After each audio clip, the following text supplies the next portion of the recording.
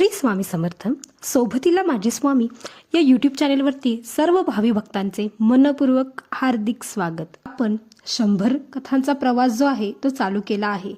त्या 100 कथांपैकी आजचा दुसरा दिवस। आजची कथा खूपच वेगळी आहे। स्वामी नेहमी आपल्या सोबत आहेत, स्वामी सतत आपल्या पाठीशी आहेत, हेच ह्या कथेतून आपल्याला समजणार आहे। चला तर मग आजच्या कथेला आपण सुरुवात करू। आजची कथा जी आहे ती आहे विद्या नावाच्या एका गृहिणीची। ही गृहिणी अगदी साधी, सोज्वळ, मनमिळाऊ अशी होती। विद्या यांचं लग्न जे होतं ते अगदी वयाच्या 18-19 वर्षाची असतानाच त्यांचं लग्न झालं होतं। कारण वडिलांचा अकाली मृत्यू, वडिलांच्या मृत्यूनंतर पूर्ण घराची जबाबदारी जी होती ती विद्या यांच्यावरच आली। विद्या यांनी 10वी नंतर शिक्षण अर्धवटच थांबवलं। त्याच्यानंतर त्यांनी मिळेल ते नोकरी, मिळेल ते काम करायला चालू केलं। आपल्या घरात आपल्यापेक्षा ना मोठं कोणी ना आपल्यापेक्षा लहान कोणी, फक्त एकच आधार त्यांना होता, तो म्हणजे त्यांच्या आईचा आधार। वडिलांच्या मृत्यूनंतर विद्या यांच्या आईला जसा धक्काच बसला होता, त्याच्यामुळे पूर्ण घराची जबाबदारी, पूर्ण त्यांचं भवितव्य हे विद्याच्याच हातात होतं। विद्या या शाळेत फारच हुशार होत्या। 10वीला सुद्धा त्यांना खूपच चांगले मार्क होते। त्यांना शिक्षणाची खूपच आवड होती, त्यांना डॉक्टर व्हायचं होतं। पण वडिलांच्या अकाली मृत्यूनंतर हे त्यांचं स्वप्नच राहिलं। विद्या यांच्या आईंना खूपच विद्याच वाटायचं। विद्याबरोबर कोण लग्न करेल, विद्याचं कसं होईल, विद्या तू कशी राहणार मला सोडून, हे सतत त्यांच्या मनात चालू असायचं। पण विद्या नेहमी त्यांना म्हणायची, आई नको ग काळजी करूस, आपल्यासोबत आपले स्वामी आहेत, मग काय घाबरायचं, निशंक हो तू, स्वामी आहेत आपल्याबरोबर, असं म्हणून विद्या त्यांचं मन दुसऱ्या कामात रुजवायची। विद्याचे एक मामा पण होते। विद्यासाठी स्थळं बघायला चालू केलं होतं। विद्यासाठी एक स्थळ चालून आलं। मुलगा रुबाबदार होता, होतकरू होता। विद्याच्या मामानी थोडीफार चौकशी केली। चौकशीत असं समोर आलं, मुलगा खूपच चांगला आहे, त्याला कुठल्याही प्रकारचं व्यसन नाही, त्याच्या घरचे सुद्धा खूपच चांगले आहेत। विद्याच्या मामाने विद्याच्या आईला सांगितलं असं असं आहे आणि एक स्थळ आलं आहे म्हणून। विद्याची आई लग्नासाठी तयार झाली। विद्याचं लग्न पण झालं। लग्नानंतर सुद्धा विद्याने स्वामी भक्ती चालूच ठेवली होती। तिची स्वामी भक्ती पाहून तिचे पती तिला नेहमी म्हणायचे, विद्या किती करतेस ग स्वामींचं तू खूप मोठी स्वामी भक्त आहेस, मला सुद्धा स्वामींची भक्ती करायची आहे।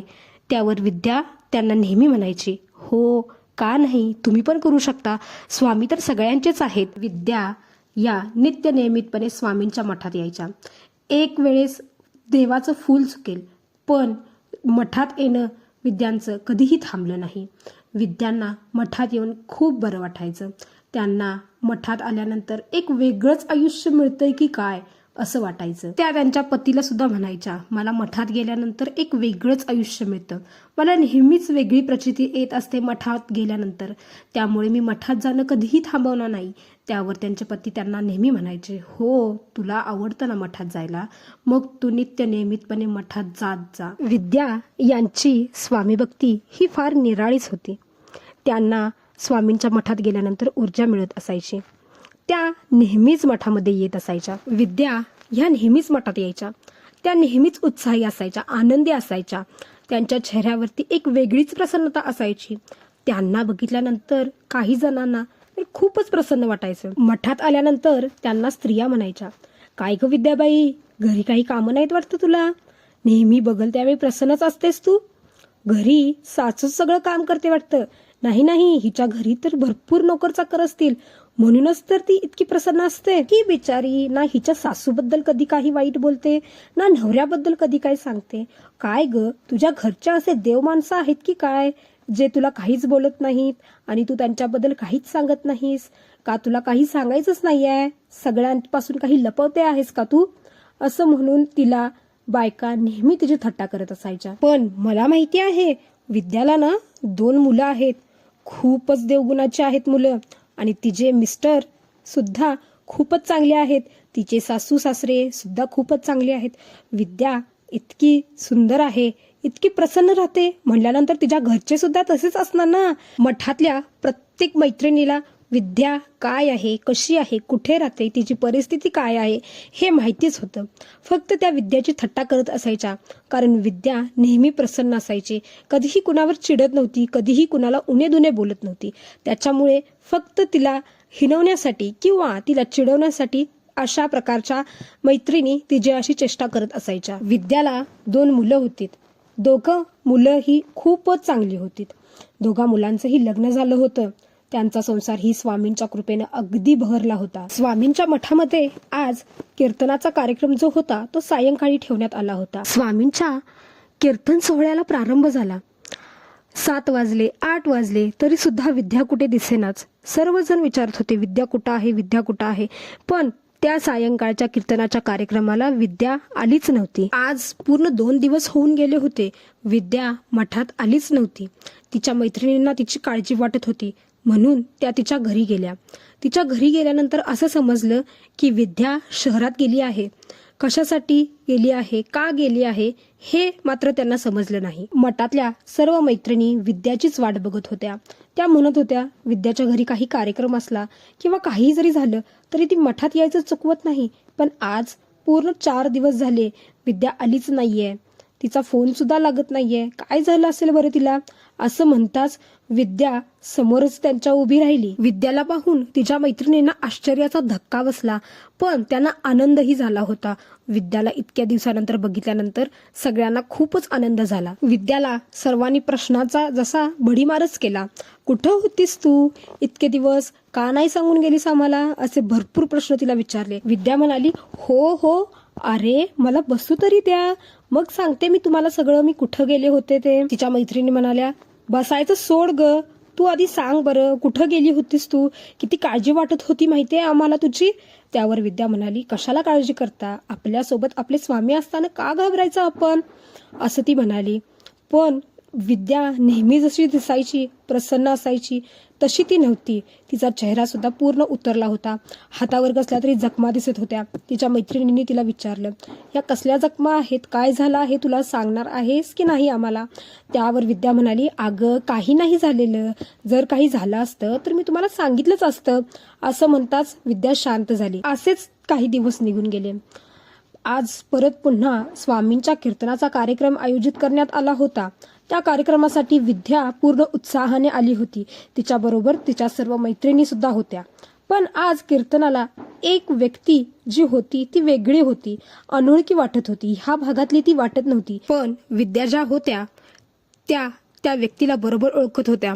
त्यांनी कीर्तनाचा कार्यक्रम संपन्न झाल्यानंतर त्या व्यक्तीची भेट घेतली. थोडा वेळ काहीतरी त्या व्यक्तीबरोबर बोलल्या आणि त्या घरी निघून गेल्या.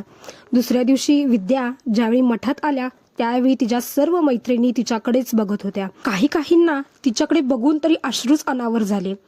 विद्याने सर्वांना विचारले, काय झालं आहे आज, सगळे असे का आहात तुम्ही. त्याच्यावर सर्वजण म्हणाले, तू आधी ये, बैस तू इथे. महेश काकांचा मुलगा आला होता, राहुल, त्याने सगळं आम्हाला काही सांगितलं आहे. त्यावर विद्या म्हणाली, काय सांगितलं आहे तुम्हाला. त्यावर तिची एक मैत्रीण म्हणाली, विद्या तू खोटं बोलू नकोस, तुला हा आजार आहे, तू हे आम्हाला का नाही सांगितलंस. त्यावर विद्या म्हणाली, काय बोलतेस तू.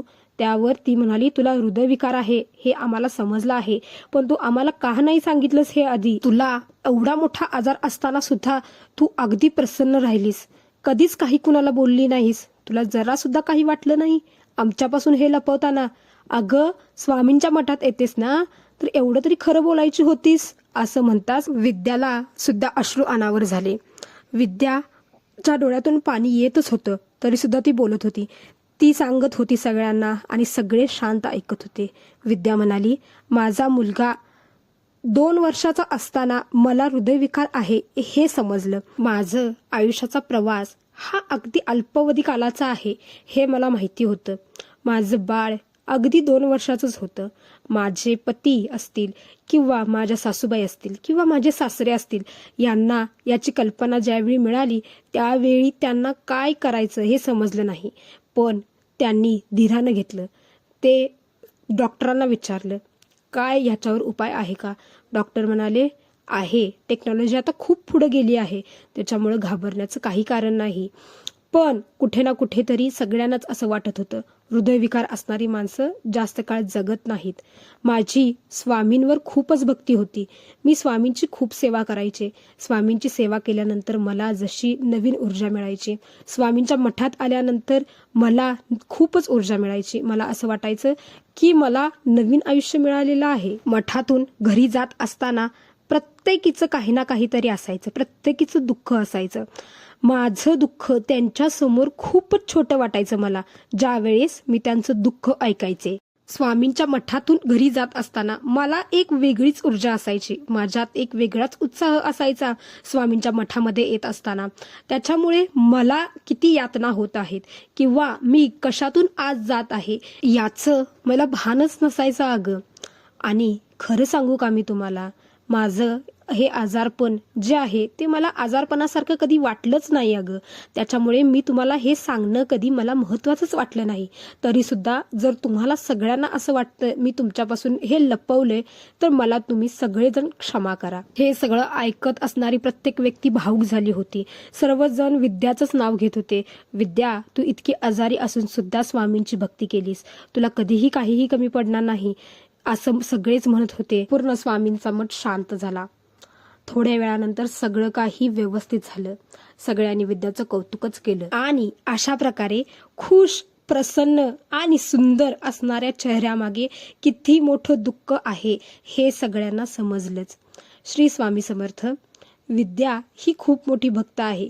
तिला स्वामी उदंड आयुष्य देवो हीच स्वामींच्या चरणी इच्छा आहे माझी. स्वामी भक्ती ही निराळीच आहे आणि त्यात विद्याने जी भक्ती केली ती सुद्धा निराळीच आहे. आजची कथा इथेच संपते. अशा प्रकारच्या नवनवीन जर तुम्हाला स्वामींच्या कथा ऐकायच्या असतील तर माझ्या चॅनेलला नक्की लाईक करा, शेअर करा आणि फॉलो करा. श्री स्वामी समर्थ. धन्यवाद.